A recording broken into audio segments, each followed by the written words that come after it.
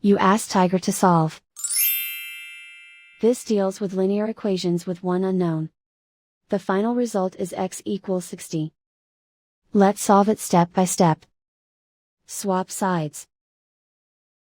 Group all constants on the right side of the equation.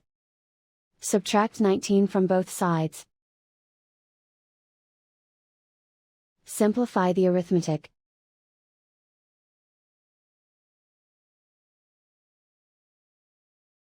Isolate the x. Multiply both sides by inverse fraction 10/9.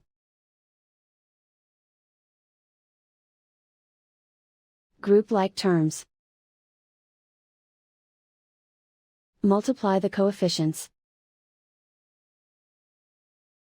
Simplify the fraction. Multiply the fractions. Simplify the arithmetic. And so the final result is x equals 60.